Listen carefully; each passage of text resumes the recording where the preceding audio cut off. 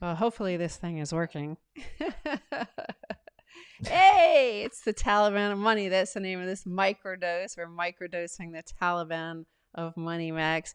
I stole. We kind of came up with that together, didn't we? Yeah, that's right. We were just chatting, yesterday about the Afghani catastrophe, $2 trillion, 20 years, and it looks like just heading into the 20th anniversary of 9/11, Kabul is going to fall to the Taliban. What great marketing! These people are incredible marketers. The Taliban. They should get a contract with Coca-Cola or somebody like that to do their marketing. Incredible. Unfortunately, I did not realize this when I booked it, but we're going to be in New York City on 9/11, the 20th anniversary. So that's going to be super fun, right? It'll be interesting. I only watch regular TV when we're in hotel rooms on the road, so it'll be a chance to catch up on all the cable news that I've missed now under lockdown for a year and a half or so. Right. Well, the Taliban of money, the reason why we are calling this episode that is because Max used this provocative phrase yesterday, I think it was, when you were interviewed by Business Insider. They have not yet published No, the article. no. But the Taliban of money, and why we say that is this question that was asked by the Portuguese, he's a former diplomat. Actually, let me turn this on to make sure like everybody's like there's nobody complaining saying, "Oh, I can't hear you." Cuz sometimes the music's not playing. Um but so people ask, in Vietnam, the US lost against a, for once, united communist bloc. In Afghanistan, it lost against what? I guess because its own misguided theories, its own ghost, its own view of the world. In that sense, a much more dramatic defeat. Who wrote So this is a guy named Bruno Maches. that? Maches, I don't know how to pronounce his last name. It's Portuguese. But the point is, like, people are asking how this mightiest empire that has ever stalked the earth been defeated, just like the Soviets before them and the British before them. How are they defeated in Afghanistan? So this is how we came up with Bitcoin being the Taliban of money. Is like Afghanistan beats empire every time because empires are huge, centralized, brutal forces that impose their will upon everybody. Now, about 15 years ago, Max and I interviewed a guy for from Der Spiegel. He had just returned from Afghanistan, where he was embedded with U.S. troops. He's a German guy, and he said something to us that was really interesting, that is relevant to today and why Afghanistan always defeats empire. And that is, he said, uh, God, this must have been back in 2008 or 7 when he had just returned, and he said he was in a helicopter flying for about 3 hours over Afghanistan with some troops, and he realized how much they were going to lose. He had been to Iraq just before, and Iraq was all flat, and there were like 2 or 3 leaders that you bought off. He said, you just went over mountain after mountain after mountain after mountain after valley and mountain, valley, mountain. And he said, in every single one of the mountain tops, the valleys, every single one had a different tribal leader. So totally decentralized. There's no center of power there. So that's why the empire couldn't come in, install a Raj system, or just impose their will, because they had to buy off thousands of tribal leaders. Right. So these hearings in Congress or their budgetary concerns about the infrastructure and debating Bitcoin, it's a joke because they can't even beat the Taliban after 20 years. How are they going to stop Bitcoin? They're not going to stop Bitcoin. And it's the Taliban of money, y'all. Well, so I think that's what you can say about the monolithic nature of the command and control dollar as well. Why Bitcoin is the Taliban of money. But really, I mean, the Taliban doesn't even actually have that much control. The thing is, like, the Afghanistan is still very tribal and decentralized. So, of course, no empire, despite how much ferocity, how much willingness they are to violate human rights, kill loads of people, kill children, kill women, do all that stuff, they will not defeat it. And there will be others that will try. China will probably try next, and they'll also get defeated there because of decentralization always beats centralization, always beats supreme power. Now you have the US dollar, and they've been trying to impose increasingly as few, as they get to the edge of this empire, right? And fewer are willing to obey the center. Then you become more and more ferocious. You have to kill more women and children, essentially, for the fiat system, right? So you have more and more sanctions, more and more pulling people off SWIFT, whole nations off SWIFT, all sorts of, imposing brutal sanctions regimes like in Iran, Cuba, Venezuela, where they're not allowed to have medicine, any sort of trade at all with the rest of the world. So Bitcoin fixes that as well. Bitcoin is decentralized. It's peer-to-peer decentralized currency. And that's why that is defeating the dollar. And that's why Max called it the Taliban of money. I was assuming that Business Insider was going to immediately run with that headline and just like get it out there immediately. But it's like 36 hours later and they still haven't said it. Yeah. It might not ever come out. I did a nice interview with them. But the Taliban of money in Afghanistan, that's just the way it is. It's going to be, I forgot what I was going to say. Max forgot what he's going to say. Well, say something else then. Well, I had something really in my head and now it's gone. I can't remember it now. It's just vacant. Well, the U.S. is out of Afghanistan, and all the provinces have fallen, and it's just remarkable. If you're a U.S. taxpayer, of course, we've put $2 trillion into there. Like for the nature of the place to return to exactly where it was 20 years ago. So why anybody tries to force anybody else on a personal level, just individual, community level, like you can't do it. It like the nature of the place is that. Max and I always talk about that about Times Square. Times Square is always going to go back to what it is. And it doesn't, like, you have to spend a fortune nonstop patrols, nonstop occupation by outside imperial forces to keep it from going back to where it wants to go. And you see that with the post-lockdown, like it went feral again, right? Because that's the nature of Times Square. The same with the nature of people, throughout history, the nature of people is they're going to be what they want to be. And you can't stop them from being or believing what they want to be. No, and so that's where we're at. I just don't see anybody ever defeating Bitcoin. So it's driving people crazy. Here's another interesting piece for you out there, and make sure you smash the like button. I'm drinking a margarita for Jen the bartender, because Jen the bartender is not here. She's actually working nowadays, and she has a job at a winery of some vineyard out in California. But she's the one that bought me the tequila that is in this margarita. I've started, I had to drink this margarita because she's not here in honor of her, but also because we're, of course, heading to Phoenix soon. So I've got to think of a cocktail in mind for Phoenix. We had the margaritas we had the frosés in Austin, but we need a specific drink for Phoenix. So if you have any ideas, put it in the comments here. We had the mojito, of course, in Miami. But speaking of Miami, here's another thing. Kaiser Report has been reporting on Bitcoin for a very long time, since 2011. But one thing that is quite remarkable about Kaiser Report is that it gets dubbed into Spanish and it gets broadcast all over the world, including Latin America. It gets dubbed into Spanish. So one thing that has happened over the past 2 years, I think it was ago, that state television in Cuba, so it was after Raul Castro, state television allowed the broadcasting of RT. So now Alex Gladstein of Human Rights Foundation calls us like a Trojan horse for Bitcoin in Cuba. And he has a new piece out. It was a fantastic piece, by the way. I recommend everybody read it. It's over at Bitcoin Magazine, and it's called Inside Cuba's Bitcoin Revolution.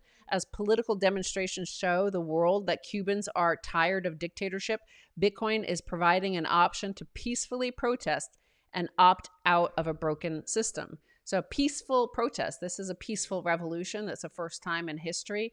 You don't need to, you don't need to fight back against the empire. You don't need to pick up weapons. You don't need to, uh, you know, basically risk your life to resist these imperial centralizing dominant powers.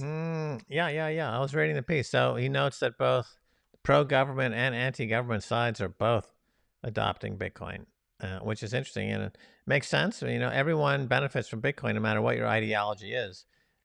You would benefit by adopting Bitcoin. I just talked to some progressives at a progressive radio show and talking about Bitcoin and the working class, why the working class should be adopting Bitcoin. And it does reach out across all sectors, spectrum of society, and unifies folks around this idea of having perfect money. And so it's working in Cuba. There's a revolution in Cuba, and they're big Kaiser Report fans there. And once you get that taste of sovereignty, it's hard to go back. It's just the same thing that we see throughout history.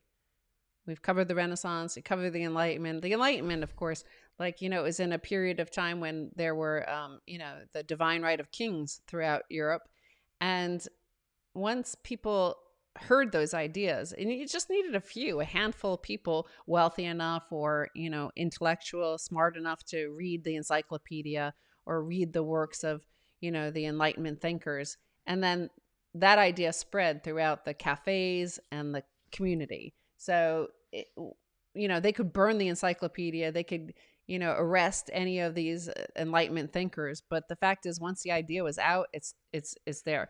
So, when we realized that our show is a huge hit in Cuba, and all of these Cubans were joining our Telegram group in Spanish and talking about Bitcoin. And I was I was afraid to say anything about it because I didn't want, the Cuban government to stop our show there or anything, because I wanted make sure Bitcoin gets spread to the people there. But now it's okay, right?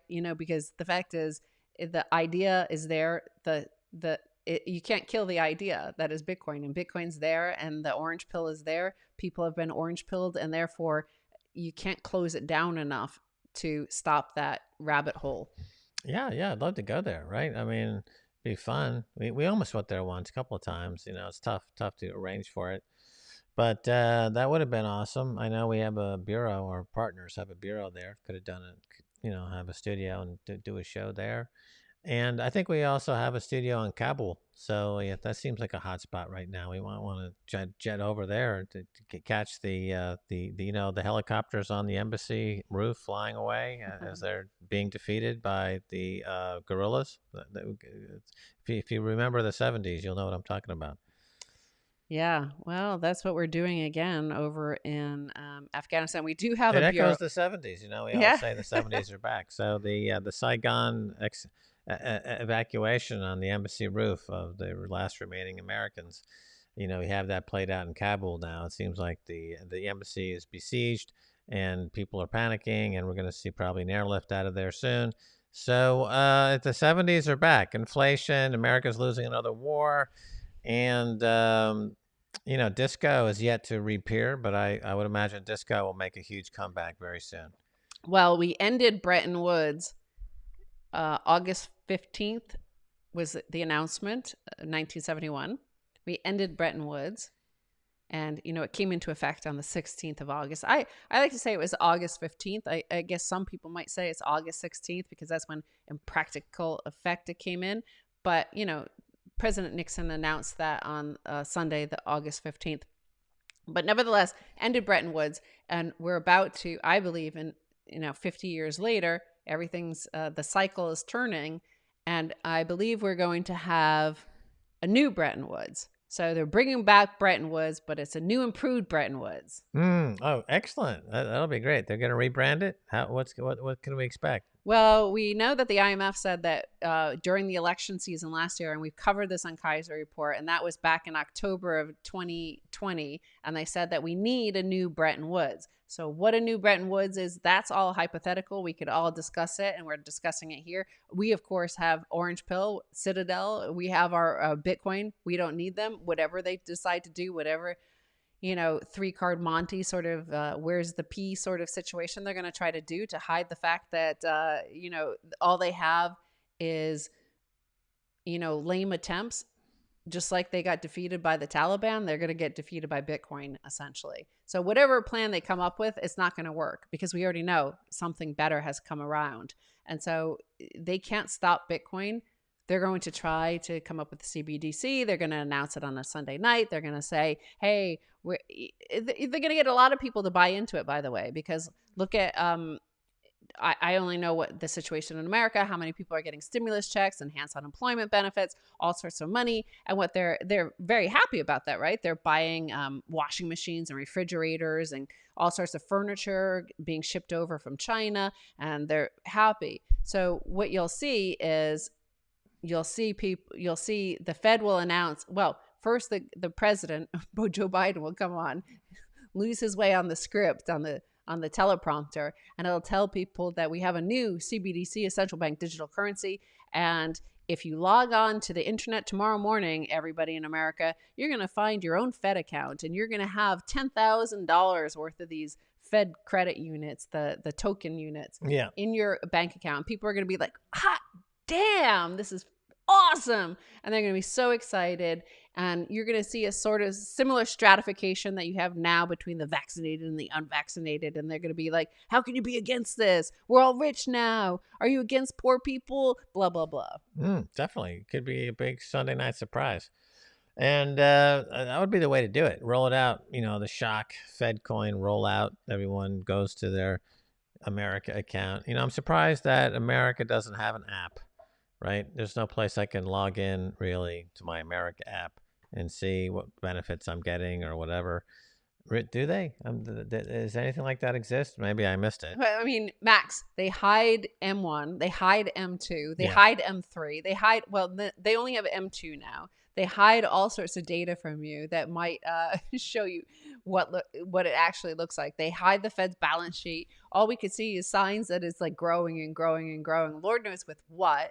They hide all price signals. So why they would tell you, because if you looked at the balance sheet of where your taxes go, like Max and I haven't received any stimulus. We haven't received any enhanced unemployment benefit. We see them throwing money all over the place. We saw the enhanced unemployment benefits. Well, shouldn't it be like one giant Groupon? Like, okay, if I go to Groupon or there's a Groupon deal and we all chip in and we get a discount on sushi. Uh-huh. All right. So my America app, let's say I need an appendectomy, and the private hospital nearby is saying it's going to cost me $8,000. Well, America is like the Groupon of the world, right? All that combined buying power should give people a discount. I should be able to go to my America app and say, how much does America going to offer me for an appendectomy? And it's like, oh, I can get it for $3,000 using my America app. And isn't that what government's supposed to be doing? Isn't that what the whole point of having a government, to have the economies of scale of having 230 or 240 million? We all you sound like Joe Biden. Well, we all need to eat, right? We all need healthcare. We all need education. We all need transportation. Why not use the economies of scale so that we have unity on that front? But there is no unity. So everybody is fighting each other in these silos of social justice warriors, and the actual function and purpose and brand of the country has been completely lost. So we do not have 240 million. It was Joe Biden said we had 350 million, but in fact we have like 330 million people here, between 320 and 330 million people. But the point is, like, all pharmaceutical companies around the world know for a fact that Americans are willing to pay 3, 4, 5, 6, even 10 times as much for the same exact pharmaceutical drug as a European will. So Europeans are stingy, Americans are not. They'll pay more, whatever you have. Yeah, because in France you get a green medical card and you can go to the pharmacy and they get the France.com price. And you go to the doctor and you get the France price, and they get. But that's what I'm saying. It's cheaper, right? I needed the America price, right? Everything is okay. There's 240 million adults in America that would be eligible for this service. I'm not including children, so I should be able to go to my America app and get a discount based on the fact that we're a big nation that can be buying stuff in bulk, right? Why do people go to Costco Why do people go to Groupon? Why do people go and get, a big, 40-pound bags of potato chips at a discount, but pay through the nose for an appendectomy? That doesn't make any sense, America. Are you freaking stupid? Well, Americans like it because we get Biden bucks every single month now. We're like getting so much money. Well, most people are. I'm not, but the point is, we don't want the discount. We're against discounts. Well, we are totally for a discount and everything, but the things that are actually meaningful, right? So we want a discount on junk food. We want a discount on Costco. We want to buy a 90-pound bag of cat litter at a discount. But when it comes to healthcare, education, or transportation, we want to pay the highest possible price. It doesn't make any sense, right? Why not? I'd rather get the discount on the stuff I need and not have to pay and forget the discount on the cat litter. I don't need that. Yeah, but the cat litter, all those goods you were talking about, they're all made by Chinese people, so they don't want to pay Chinese full price. But the services are all provided by Americans and American companies and American institutions. Plus, services are easier to establish elitism, right? Like everybody can afford a BMW because there's so much credit available. So what does a BMW say about you? Anybody can have one. Right. It's if easy to establish elitism if you have control of the media. If you have control of the media, if you have control of the admissions policy of Harvard and Yale and Princeton, if you have control of the admission policy into, the elite, like Sloan Kettering in New York, if you want to go to the best hospitals, or Cedars-Sinai in Los Angeles, you've got to have, that's where you can discern who's really wealthy, who's really powerful, and who's not. The private schools for your children in DC or New York City. That's where, of course, they're going to pay whatever. Yeah, that's the problem is you have propaganda that has put on pedestal these folks that are at the center of the money printing Fiat scandal, right? So they are lionized, and Sure. everybody else is the so-called deplorable. But the deplorables have the upper hand, right? Because they already know what I'm talking about. It's a monopsony versus a monopoly, right? The monopoly pricing versus a monopsony pricing. So monopoly pricing is you've got Coke and Pepsi are an oligopoly or a monopoly, and they charge above market rates because they control the market. A monopsony is when it's a buyer's controlled market. So it's like having a boycott, for example, would be a typical action of a monopsony to try to force prices toward that market rate. If we say we're a free market capitalist society, let's all have free market capitalist prices. That's what I want. I want the prices that reflect the fact that we've got a free market. Otherwise, I've got the worst of both possible worlds. I've got a top-down bureaucratic socialistic kind of dictatorship, enforcing propaganda-enabled dystopian nightmare and high prices. It's like, man, that's terrible. Right. Well, inflation, people love it. I was reading like Sven Heinrich. He was pointing out that house prices are up 23%. Asset prices in general are up 46% annualized with the latest data that just came out today, inflation numbers. CPI is up like 5.8%. And there you have the Fed telling everybody, the propaganda telling the media is just saying like we're trying hard to get inflation up to 2%. And so that's a lie. That's propaganda. Propaganda is end of empire shit. Like everybody in the world can see this fact right in front of their eyes. And then they speak another thing. Everybody's pointing to that situation. They're saying it's not real. Right. Well, I tweeted, a few weeks ago that the pretzel logic and contortions that would be used by mainstream media to try to explain inflation would get absurd. Yeah. Right. So now we're at that point where you've got CPI coming in at 5-6%, and you've got the government saying we're trying to get inflation up to 2%. Right. They don't know the difference between 2 and 5. So this basic arithmetic truth is beyond the reach of Psaki and the White House and the Congress and senators, they don't know the difference between these two integers, 2 and 5. And they say it's trying to get to 2. And the fact is that it's 5. And so it'll become very abusive, right? Because usually an empire collapsing, and when you have a dictatorship collapsing and an autocracy collapsing, the language gets very newspeak, very 1984, right? War is peace, up is down, 2 is 5, and they keep doubling down. They can't back it out. They can't reverse themselves. Like the central banks are in a position where they cannot, under any circumstances, allow interest rates to go up even 0.1% without triggering a cardiac arrest for the global economy. So they're going to keep this. They're going to keep calling the price of gas as it goes up to $10 and $15 a barrel, a gallon. They're going to keep saying, "Look, it's deflation. Look, deflation. Gas is now $15 a gallon. That's deflation." And everyone will say, like, "Wait a minute, that's inflation." They're like, "No, no, no! You don't believe your eyes. It's deflation." Well, that freaking cognitive dissonance and just pure propaganda is evident in the price of gasoline.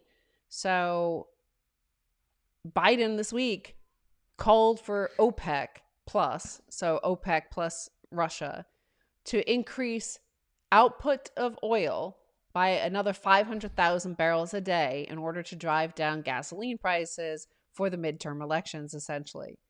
So here the whole administration and all these Democrats and blue check Twitter were banging on about ESG and how Bitcoin, is going to boil the oceans. On the other side of their mouth, they speak Saudi Arabia, print more oil, push more oil, pump more oil. Same with you, Russia. Okay, like we constantly berate you nonstop in the media, Russia. Of course, we overlook all the decapitations and grinding up and bone sawing of the Washington Post journalist by the Saudis. Whatever, just pump more oil, whatever. Yeah, well, that's a great example. With oil, they say that the OPEC folks should increase production to help the price, but they don't mention the fact that the primary reason the price is going higher is because they're printing a lot of paper money. Every one of these stimulus bills, whether it's $1 trillion, $5 trillion, $10 trillion, that's cash that debases the currency. So it takes more of your debased currencies to go get the same amount of gas, the same gallon of gas.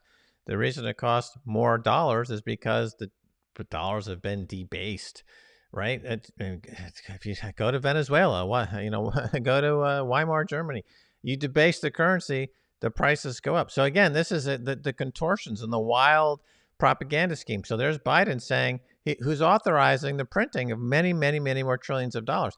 Over 40% of all the money ever produced in America since the beginning of America happened in the last 18 months.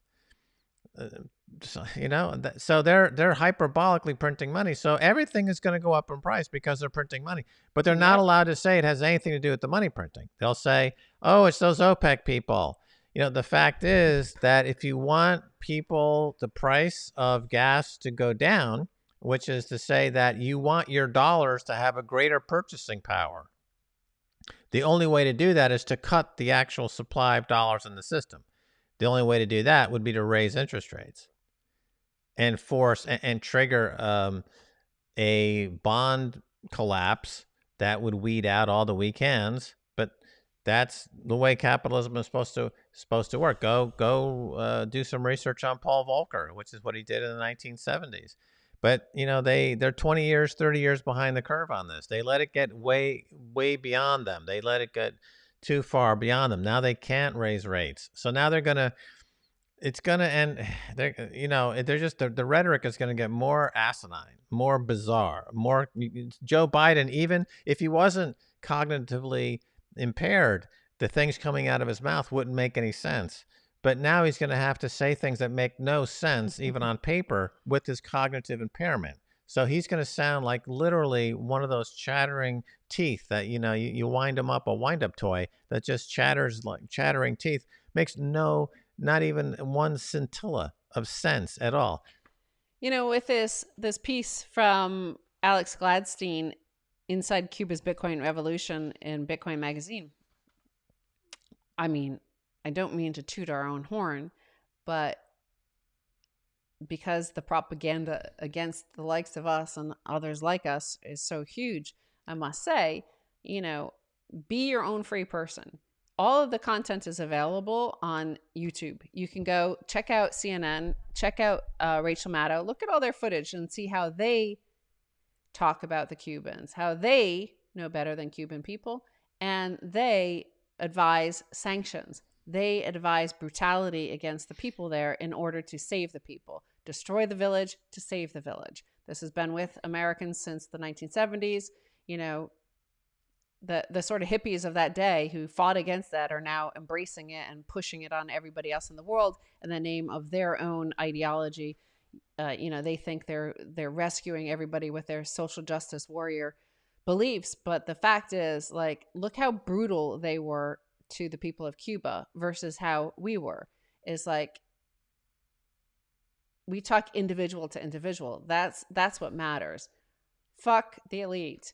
Fuck the powers. Bitcoin is fuck you money. It doesn't matter. Like, you could sanction, you could starve, you can brutalize, you can invade, you can kill, you can bomb, you can shoot all the people you want in the world. And you've done that in the name of saving the women of Afghanistan, for example, for the past 20 years.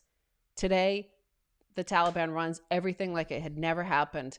But those people that you killed are still dead, right? So that's the thing. It's like, we just spoke directly to the people of Cuba. We told them about Bitcoin, and now they are sovereign. They are free. And it doesn't matter what their government does. It doesn't matter how much you hate them or try to impose your U.S. corporations on them. The fact is, they're free now. As soon as they have one Satoshi fuck you money, they're free. Right. Well, I mean, our show goes out all over Latin America, translated into Spanish, including El Salvador.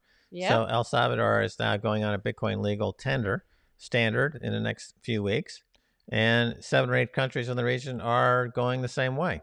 So this is the impact that our show has had.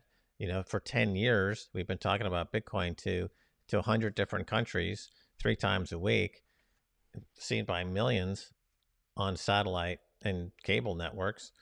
And I guess 3 years ago, it started being dubbed into Spanish.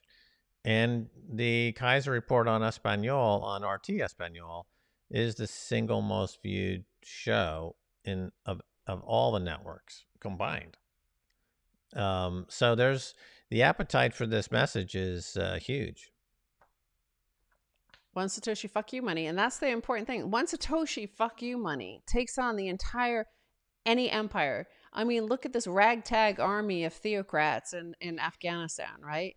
No weapons, except for now all the weapons left behind by America, right? The Taliban takes on the U.S. like military budget is more than the 10 nations behind it.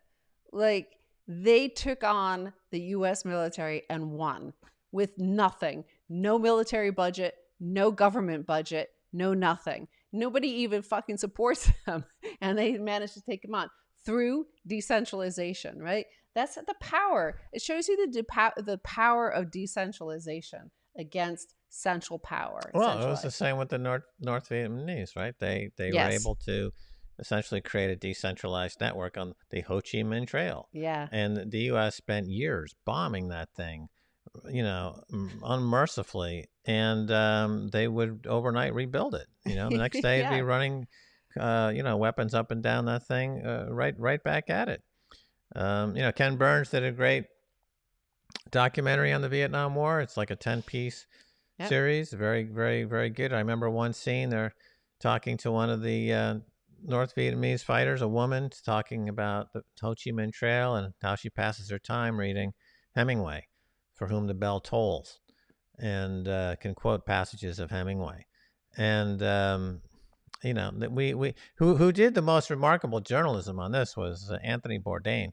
When he Yeah. goes to Vietnam, he's a big fan of Vietnamese food. And the first major show he did in Vietnam, he covered the American War, as it's called, in Vietnam. Mm. And the what really the most poignant um, political reporting commentary that I've seen on American television, under the guise of his food show. And but nevertheless, we see the same thing happening. So 20 years later, $2 trillion a year later, America's exiting Afghanistan. And look at the American landscape: the 90,000 dead from opiate overdose last year. And just go right down the list. The life expectancy is dropping. Education is collapsing. Could that 2 trillion been spent more productively? Yeah, I think so. And look at that Ken Burns documentary. Now, there are some people like Max Blumenthal, who I think it was him, who said that he didn't really like it because it was kind of like justifying imperialism and stuff like that. But it was really telling. It gave a lot of history that I didn't know about, like especially regarding Nixon and LBJ before him. And LBJ, like, who everybody will hail as a great progressive. And yes, he did do amazing things like pass the Civil Rights Act. But like the turning point was just the photos, like the photographic proof and the journalists on the ground. So first they went there embedded, and then they're like, hurrah, like we're American, we're with our troops, and yeah, we love the troops. And then you start to see what the troops are saying, and you see that Morley Safer was the one that did that report. He was the first one to really break it, right? Mm-hmm. He showed he couldn't hide the look on his face of what he had seen. Of not only that the North Vietnamese were fighting back, and that it wasn't quite certain. He could observe that the Vietnamese people themselves, all around them, supported Americans there, but also all the massacres, that the brutality that was required. And he reported this. And what happened? The same thing that's happening to Julian Assange, that happens to any reporters like us who report this stuff. You get these DIA report sort of things, like LBJ. At that time, when Morley Safer did that, when he reported the truth of what he saw in Vietnam, that was the first moment. The next morning, LBJ ordered the FBI to investigate him to see if he was being paid by Russia. And that this is the same instinct from all centralized controlling powers. Like the elite always try to do this, always try to destroy and fight back with smears and propaganda against anybody who just points out the truth. We just point out the truth about the financial system and the financial war. And Max, we used to always call ourselves, that's what we started back in 2003, as financial war reporters. Yeah. And of course, one journalist, filmmaker who was actually boots on the ground fighting in the Vietnam War was Oliver Stone. Yeah. And, he's been making documentaries and films ever since. And of course, he's pilloried at every chance by the American media. And but nevertheless, his body of work is really stunning in aggregate. I mean, the amount of things that he's done over his career is unbelievable. Yeah, amazing. And he's somebody who has a point of view that unfortunately is not really carried much on the mainstream cable news at all. You see him occasionally on Bill Maher's show saying something, and Bill Maher will get outraged by it. But at least Bill Maher had him on the show, right? But you never see him on any of the main cable news networks. No, you never see him on Rachel Maddow. You never see him on Chris Hayes or CNN when they're about to when they're pushing for another war, whether it's against Syria now. They've moved on from Afghanistan and saving the women of Afghanistan. They forgot about the people of Benghazi. Remember how MSNBC and CNN loved the people of Benghazi and needed to save the people of Benghazi. And then they totally forgot about them as soon as we sodomized Gaddafi in the public square. So they forgot about that, but they only have think tankers on, and they have former former intelligence agents or former military guys and stuff like that. And they say, you know, like, why should we go to war? Who are we going to save? How good am I going to feel about myself? They never talked to Oliver Stone, who's been at war, was there, fought in war, took gunfire, gave gunfire back, like did all that stuff, and also has done documentaries and things like that. But, you know, speaking of military guys, this guy, Jason Lowery, like popped up out of nowhere. And he popped up on LinkedIn, forcing all of us in Bitcoin space to return to our LinkedIn accounts. Max hadn't been there for like 10 years. So he had all these old messages from 11 years ago was the oldest message you had. I had some, you know, back for a few years that I hadn't seen like 3 or 4 years ago. And Jason Lowery, and he's with like Space Force. Like, how fucking cool is that, right? And so he's joined Twitter because that's where Bitcoin is, right? They're not on fucking LinkedIn. And hello, Twitter. Thanks for the love. I present myself before you, a humble plebeian. Now let's go deter some wars. So his whole position is anti-war. His first tweet, he said, P.S. Greg Foss is old. I think they're teasing each other there. And his second tweet is shout out to Max Kaiser, number one, Robert Breedlove, Preston Pish, Jimmy Song, Marty Bent, and Jeff Booth, and many others. Many others means me, of course. That's true. That's true. Yeah, he's spitting fire. He's dropping truth bombs in a new way. I mean, you know, this is the 1 year anniversary of Michael Saylor getting into Bitcoin. True. You know, and he brought the truth. And now we've got a kind of a new player on the stage here. He's got a different angle. He talks about, I mean, just the LinkedIn essays are incredible. Go check them out. And I'm sure he'll bring it over to his Twitter feed. But the way I've already incorporated some of his stuff into my stuff. So I did an interview just recently with Kitco. And we were talking about Bitcoin versus shitcoins. And basically, it was just paraphrasing Jason Lowery, pretty much, because he laid out a great, you know, bullet point way to chop through and get, you know, weed through the shitcoin quagmire.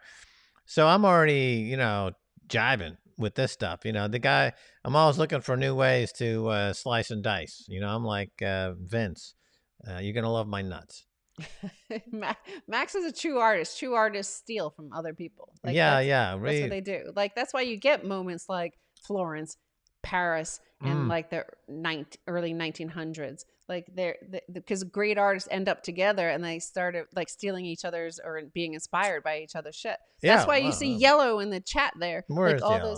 those meme artists, like they inspire each other. Yeah. Well, you know, the Bitcoin protocol is actually a combination of other people's work. True. There was anything original in the Bitcoin protocol. It's just that Satoshi baked the cake in that unique way.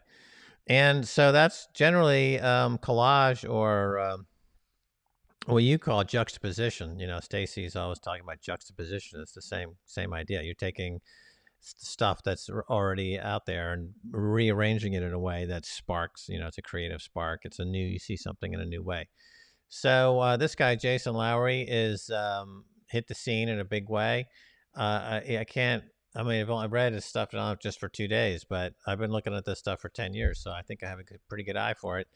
And, you know, this is going to be the story for the next few months. I think he's going to blow up. We're trying to get him on Orange Pill podcast. We reached out. I'm sure his inbox is flooded. Yeah. With all the podcasters are, you know, grabbing him, come to do my podcast.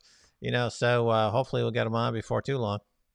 Yeah. I mean, I don't know what his, you know, if he's with Space Force, which is that new military division created in the United States. Like, I'm not sure, like, what sort of freedom he has to, you know, do media interviews. So I'm not sure. Yeah. So, but hopefully, yeah. Nevertheless, like, he's able to publish his writing. So it's worth following him and reading his writing. And he's a good member of the Bitcoin community, the Orange Pilled community. So we welcome, like, people, like, it's just so weird how, you know, Max and I have been around since 2011, you know that, but just the quality of people who arrive on the scene these days is just mind blowing because we were all like freaking stupid back in 2011, 29, 10, 11, 12, 13. Okay, maybe there was the likes of Hal Finney, and he was like freaking brilliant from the beginning. But like everybody was feeling their way around and making dumb mistakes and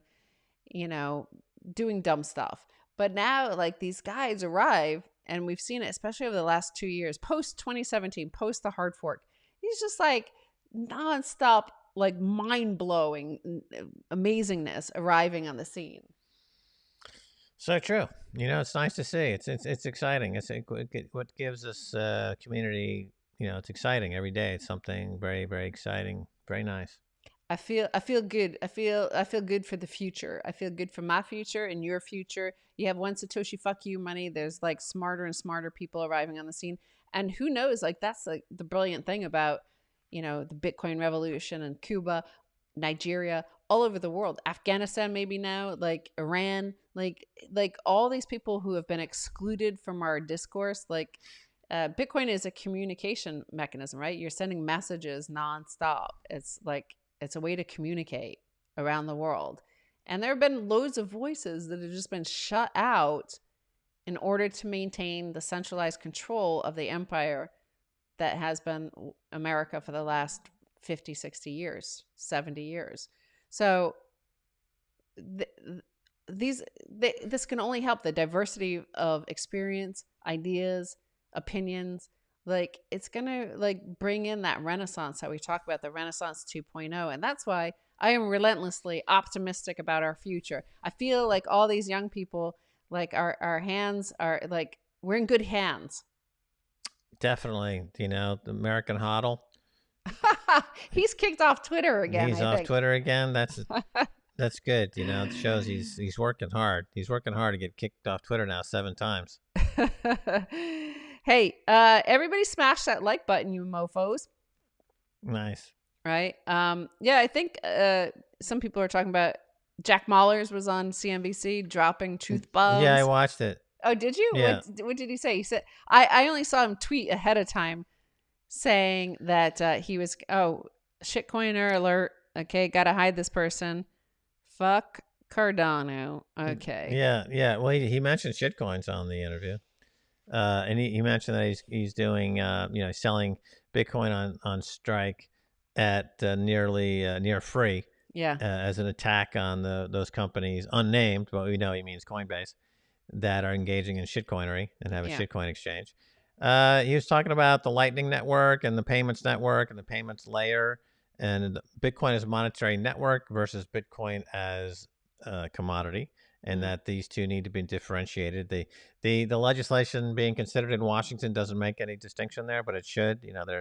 The people in Washington have not really spent more than a day looking at this stuff, so they can't expect them to know much. But if they do jump into it, they'll notice that there's Bitcoin the commodity and Bitcoin the network, monetary network, and he's talking about how those interact and. And it was very well done. I mean, it's another ace performance. Yeah, I saw. Oh, it was Stephen Pally, the lawyer. He's partners with Preston Byrne in Anderson Kill, I think it is, which is a great name for a law firm, right? Or a punk band. Or a punk band, yeah. And he said something like when the legislation was going back and forth and what these guys were trying to stick into the amendment about crypto, in terms of taxing it, is that the way they were wording it would capture anybody involved at all in transmitting any Bitcoin or cryptocurrency, which would of course include the cell phone networks, your telecom networks. So are they going to go after them because it all happens over the internet? So and he said that was genius if they leave this text in there because it gives you a really great opening for a lawsuit. Yeah, the language is just like broad. They're on a fishing expedition. They just want to put a marker somewhere on a legal document somewhere to revisit at some point, right? The actual text makes no sense. It doesn't apply to anything. It's easily defeated, and no one's going to pay any attention. But they want to stick a pin on something that they can start chatting about. So that's how they kind of get started.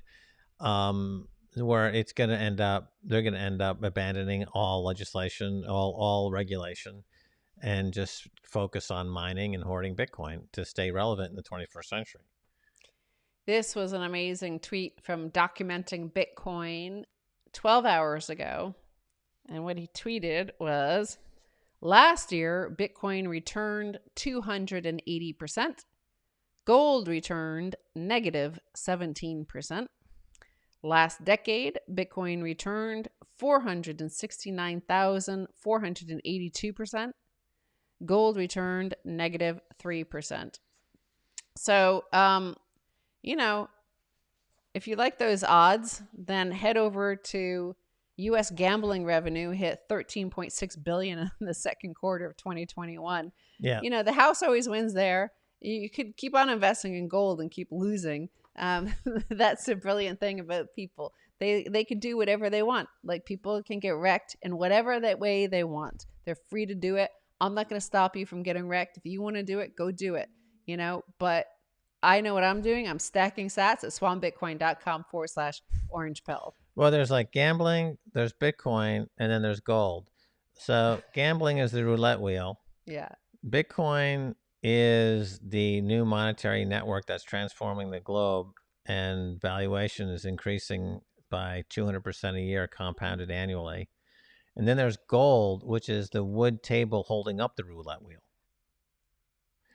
So, people are actually investing in the table holding up the roulette wheel. They don't even have a chance of winning at the roulette wheel. At least in the roulette wheel, you have a chance. You might win. It's very slight, but it's possible.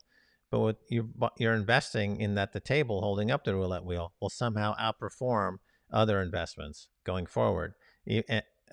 So it's quite unbelievable that it still attracts any kind of attention.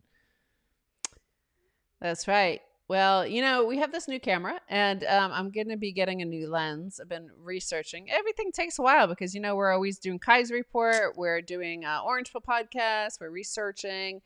We're planning travel. We're going to Phoenix next week, which I'm super excited about. Yeah, that's going to be fun. Phoenix next week. We're going to be like, Bitcoin is FU money. These parties are fun. People arrive, they stay 6-7 hours, hang out, chill, they mix, they party, have a couple of cocktails. We do some stuff on stage, give stuff away. Loads of stuff to give away. So much stuff. And people with the, the highest price paid for their ticket, they're getting entered into the raffle many times over. And I like that, you did that interview with that guy. I don't know. His name is like Potato or something, vegetable. Crypto Potato? No, you just did an interview. What's his name? You did it yesterday. With somebody with a name like a vegetable? Yeah, let me look. Paco had written about it. Let me see. Paco. Johnny Asparagus? No. It was the liberal guy. You got interviewed. You were on some podcast with a woman and a man. They were liberal, progressives, and you talked to them. And they're coming to the show. But he came up with a great name for what we do, and that is No Fucks Given. So I think that's it's like, especially for November when Thanksgiving comes, is like a No Fucks Given tour. And celebrate No Fucks Giving with Max and Stacy in November. That's right. I'm gonna look that up. You say something, Max. Okay. You start a conversation here. That's great. So what would we all eat at our No Fucks Giving November Bitcoin celebration dinner? Well, we'd have the No Fucks Giving turkey, which would be Peter Schiff, stuffed from behind with the whole bag, this 20-pound sack of potatoes. Would stuff old Peter Schiff. Gold nuggets. Yeah, well, that's the point. Is like all those gold holders are always having to stick it up their anus. Yeah, they also have to. They're trying to get it out of the country by sticking gold bars up their tukey hole. It doesn't sound like fun. That's not a great way to like Bitcoin. You like the way you communicate around the world and the way you send message and send money is like way more elegant, right? Yeah, imagine arriving at some store and you're like, oh, I want to buy that. Let me pull this gold out of my asshole. And you get your shit sticky gold for your Gucci bag, and they're like, I'm sorry, Peter, but do you have any Bitcoin? We prefer Bitcoin. You nightmare. That's fucked 'Cause, up. you know, No fucks given. But you know what? There is a point. I'm not gonna stick anything up my bum hole to go buy a Gucci bag. no, there are limits. There are limits. You know, there are limits. He's already got a phone up there. You know, and who knows what else? It's like a warehouse stuff. Right. So, the other thing I was thinking about with Alex Gladstein's piece for Yeah, Bitcoin Magazine, because he was tweeting about the fact that he was surprised that a lot of the Cubans he spoke to were actually like still pro their government. And yeah, he seemed like it seemed to him like they were mostly against the US.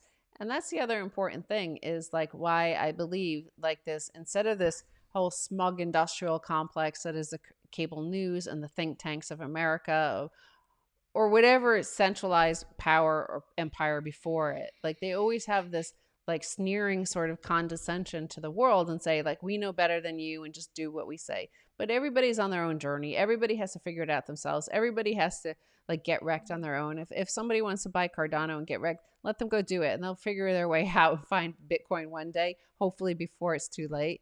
But the people have to do it themselves, right? Like if America comes in and says, "Hey, we're here with freedom," and they start dropping bombs on your family, they're mm. likely to say, "Well, that if that's your freedom, then fuck you." Like Bitcoin is such a like more elegant solution. Like that's the difference, right? There's a group of people who say they want to deliver freedom through the bottom of, through dropping bombs on people. And they're the equivalent of those people who want to store their wealth up their asshole with a Mm-hmm. gold nugget, Yep. right? And you're like, well, there's a better, simpler solution. You don't have to force anybody to do this. You don't have to violate your own body or for anything like this. Mm-mm. You just like tell them about Bitcoin and let them figure out how to get on their own one Satoshi fuck you money. Right. Well, that like as I said at the top of the show, there both sides of the political divide in Cuba are drawn to Bitcoin, both the pro-government side and the anti-government side. They're both buying Bitcoin. Yeah. So at some point, if adopt a Bitcoin standard and then there is no divide. Everyone is on the same page. There's unity, and that could happen in Cuba and. Like it's happening in El Salvador. El Salvador, obviously, the president has made it legal tender, but in Cuba, you could have a grassroots kind of insurrection, the Bitcoin insurrection in Cuba. The Bitcoin insurrection. Well, it's already happening. As long as there's one individual on that island Yeah. who has one Satoshi, Yeah. the insurrection is there. The insurrection has arrived. That's The right. same thing with like all of these pandemics and viruses and spreading ideas and things. Like as soon as we let one Delta variant into this country, it was like it's over, right? The Delta variant is here. Just one person is going to bring it here. The same thing with one Satoshi fuck you money arrives on your island. Your fiat currency is gone. There's no surviving that. Yeah, I mean, Pomp used to always have that phrase on his Twitter there: the virus is spreading until the virus arrived. Yeah, he then got he rid of that. stopped using Right, that. right. Okay, fair enough. But it is a meme virus. It is a virus. This is how the network effect expands exponentially, power squared. Right, it's an exponential function. That's how it's happening. So now at the Bitcoin adoption curve is at that sweet spot where you go now from 200 million users to 2 billion in the course of a year or two. Are you choking on your gold nugget? yeah, I swallowed some gold. Right. Well, but the thing about the Bitcoin virus is it's 100% deadly against all fiat. Kills all fiat debt. Kills all fiat, kills gold, kills it all. Kills all money that came before it. So it's true. And there's no there will be no vaccine to it is the problem for those hoping to keep life in their fiat like this, which is kind of sweet. It feels bad. It's almost like a tragedy to watch the IMF and all these people hope for some sort of great reset or a new Bretton Woods, and you're like, oh, poor, they just can't let go. Poor baby. They can't let go. This is just a cycle of life, dudes. You got to let the currency go. You got to let your fiat go because it's Yep. over. That's all over. Let There's it no go. resuscitating it. Mm-mm. No ventilator is going to fix fiat. It's all over for Fiat. No ventilator is going to fix fiat. It's over. So that's it. The good thing is, Yeah. like, the individuals and the economy survive and, in fact, thrive post mortem of fiat. Yeah, that's a good thing. So, and I think they're ready to do it. You know, the millennials and the Gen Zs they're locked and loaded. They're ready to do it. They're just waiting for the last of the boomers to kick the bucket so they can get it on. Except for Max, we want to keep him. And Tina, Bitcoin Tina. Right. And Greg Foss. Greg Foss, yeah. So Bitcoin turns Gen X, like myself, and Boomer, like Max, turns us into, like, Gen Z. Yeah, it's a fountain of youth. It's literally the It's a fountain of youth for us. You know, we're getting younger. I like those memes, like, that show Peter Schiff in 2012 when Max was telling him about Bitcoin and it was like $10. Maybe it was 2011. But he looks like the same age. Well, he's 4 years younger than Max, but he looks as young as Max. And then cut to 11 years later, 10 years later, and Max still looks the same. In fact, a little bit younger than he did 10 years ago. And Peter Schiff is like haggard and gray and just like... Yep, fiat ages you. And gold and fiat age you. Sticking things up your swing. Having to transport all that gold up your asshole all the time, that ages you. Especially the quantity of gold that Peter Schiff owns. That's a lot of gold to stick up your butt. You know, it's rough. It's rough, man. That's a rough deal. It's a rough job. And, you know, the price hasn't moved. Ask Madge Weinstein. Yeah. She knows. Like, yeah. She tried it. She's tried it. No one's tried to smuggle more gold up their asshole than Madge Weinstein. I can say that. That's indisputable. Oh my God. So that's what kids, you know, you kids out there, that's the thing, is you don't know how hard it was when we grew up. In Times Square, shit was funky. In the whole oil embargo and all the, like, stagflation, you're getting a whiff of it now. Just a tiny whiff of it. Yeah, there's that video of the guy in Harlem waving a gun, shooting at everybody. That was just 3 blocks from where I was living for many years up in Harlem. So, you know, New York's getting funky again. So there's that. That's good. I mean, to some degree, it's funky. Funk is good. Yeah, like back in the 70s, people used to be, you know, you'd find corpses all over the place, right? Like gunshots and stuff. Definitely like gunshots. You hear gunshots quite often. Every day you'd hear a gunshot. Like, nature's returning.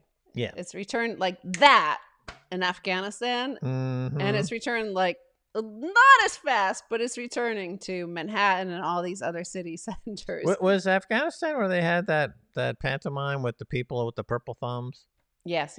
Remember when they voted? Like, democracy's here. We got our purple finger. We voted. Jesus Christ. We saved the women. They focus on all these women with purple fingers. And like, look, staged that we're going to have mini skirts soon. Yeah. And even then, like, remember that's another Adam Curtis film about Bitter Lake, which was fantastic. Freaking hell. Like, the BBC archives that he goes through are just like mammoth, right? That all this footage from decades, all the B-roll and stuff like that he goes through. It's just fantastic. And so there's loads of footage from the Soviet times, and the Soviets imposed, you know, these lifestyle there that is often used in meme propaganda here in the United States of like, look what Afghanistan looked like in the 60s. And it was like Soviet controlled, and all the women had mini skirts, and they were like dressed like normal looking, you know, Western sort of secretaries and stuff like that. It looked like, you know, normal world by our standards. But then that was also imposed from outside, right? It wasn't like it didn't take hold, because the nature, they have their own culture, they have their own religion, they have their own people, and they want to do their own thing. And some people want to buy Cardano. If you want to buy Cardano, go fucking get wrecked. I don't know. Like, you live your own life and do your own wreckage. Like, every society should be able to do their own way of, like, inevitable destruction or entropy. Like, do it yourself. Yeah, all the it's all shit centralized. It's just centralized garbage, as I say, and so it's easy to attack, easy to take down. Like Enron, the people who loved Enron stock all the way up until the day it disappeared off the face of the earth. Right? I mean, these things are just going to disappear. Well, you like the people who basically the imperial Karen, like they decide what they want everybody else to live like, and they want everybody else to live like them, but never to have more fun than they do, because they're the superpower or whatever, and they think they can call the police or send in the F-16s and drop the bombs. So America decides they don't like the way the Cuban government works, so we're going to kill them. The same with Afghanistan. They're like, we're going to just decide how you get to live, what religion you get to practice, how you get to practice your religion and stuff like that. But then Glenn Greenwald was just retweeting this data out about the obesity rates around the world, and the U.S. is like way off the chart, right? But Americans choose to like blow up like giant 600-pound, smuggling gold up their swing Yeah, there's more room to smuggle gold if you weigh 500 pounds. Yeah, so like if you want to blow yourself up like that, and even culturally, you're not allowed to say anything about it. It's considered fat is beautiful. And well, I mean that's come out during the whole COVID vaccine thing. issue, right? Because people are saying, like Arnold Schwarzenegger will say, yeah, that fuck your freedom. You need to take this vax. Mm. But won't mention the fact that like the vast majority of the problem, it has to do with obese fat fucks, right? That need to go on a diet, right? That's the issue. The issue is actually the single greatest health component of this crisis are fat fucks. That's the single greatest component of it, but nobody will mention that aspect to it. Because that's how we choose to get wrecked. Oh, by the way, the two major pharmaceutical companies who are administering this stuff, oh my God, they just happen to be making hundreds of billions of dollars. Lucky them. And it's pretty low. Like they're saying there's studies now a year and a half later, which has looked at millions of patients who were hospitalized from COVID and those who died. And there's a really strong correlation between the BMI number. So 23 and above, it starts to get bad. If you're below 23, your numbers are really good compared to everybody else. But even 23 is considered, in America, it's considered normal to be between 19 and 24. So, but the data shows like from 23. So, I mean, it's like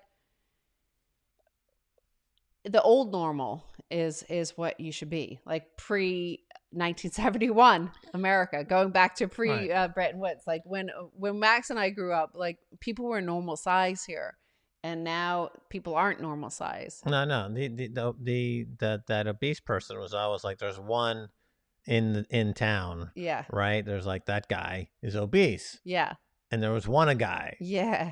And now it's reversed, right? There's like, that person looks normal. Why is that person doesn't look like a huge balloon? Wow. So so the health consequences kick in, right? There's a problem. So it's a huge problem. There's an environmental problem. It's a money printing problem. It's a oligarchic predatory pharmaceutical problem. There's a lot of problems. But the response always is the same: print more money. Print more money, print more money. It'll go away. Just print more money. That causes no inflation. Imagination. The inflation is making people completely wrecked.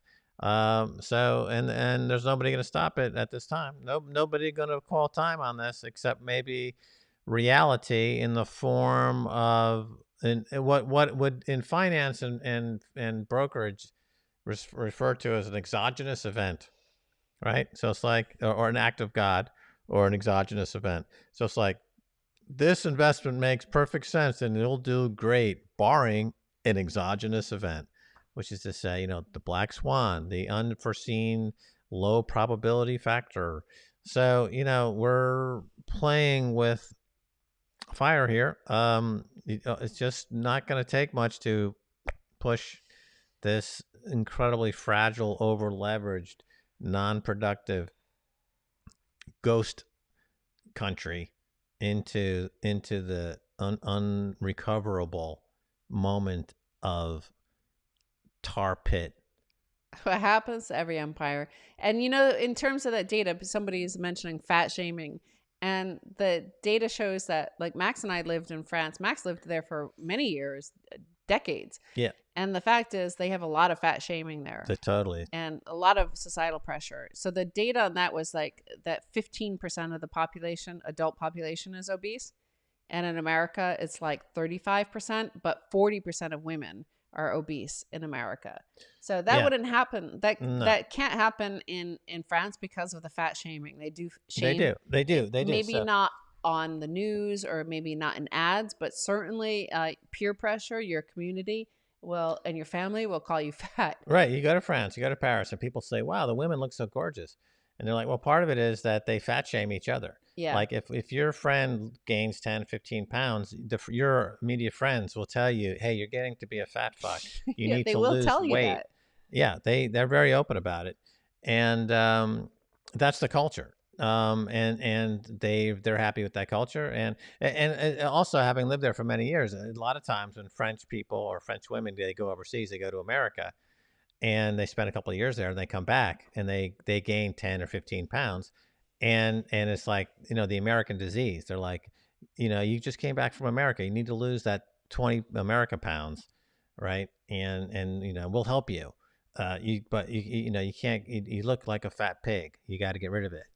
And that's the way that culture is. And different cultures have different, they live longer. It's called a culture, right? It's different cultures. True. In the U.S., it's we now have Victoria's Secret modeling plus size women. Okay, that's the American culture. So I'm not going to criticize the American culture. I'm in America, so that's the American culture here. So I'm not going to criticize it. But I think in other cultures, in other countries, they may see that in a different light. That's what I'll say. Il a beaucoup de grosses à Montreal. You have a fat fuck. You're a fat fuck. From Montreal.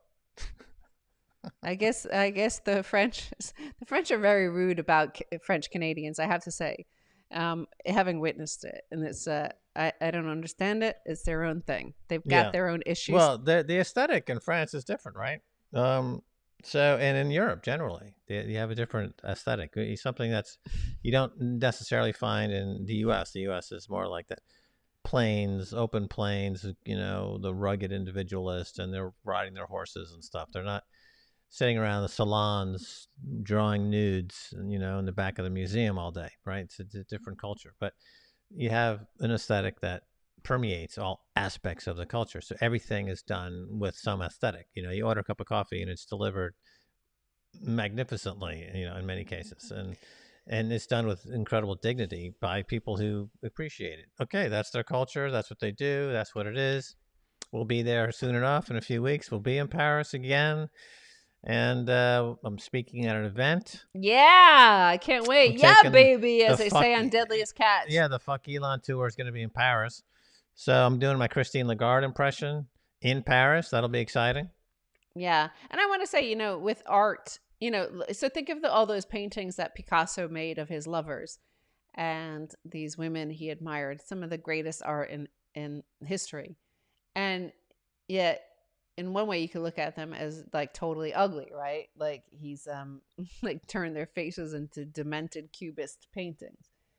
Yeah. But on the other hand, like the same thing you see with some art where you see, like, especially out of Africa, thousands of years ago, some of it found in Europe as well, across Austria and Germany, is these giant mammoth obese women. But I think that was art as well. It was like a representation of the fertility. So that, however, is not the same as what you see with a fast food, processed food sort of obesity. I think, no. Somebody was talking about, fat pride. And I was like, well, there are people who like all sorts of weird things. Like if you go to Pornhub or anything, they no, but getting it back to COVID, it was a killer. It was definitely a killer. And that, I mean, and it's weird because like the media won't cover it. Like all they cover is like the few white MAGA people who won't get a vaccination. Right. And they spend all of their energy and time shaming them. They, of course, do not shame fat people. But the number one determinant of whether or not, I guess there's two top ones, age or obesity. And usually it goes together, the old fat people. So that is like, those are the two top determinants, but they won't say it. And Right. Not saying it doesn't make it go away. Right. I mean, they should encourage people. They had a year and a half. Imagine how much weight you could lose in a year and a half. Right. I mean, Trump was obese. He's obese. Yeah. One of the things he could have done was put the nation on a diet.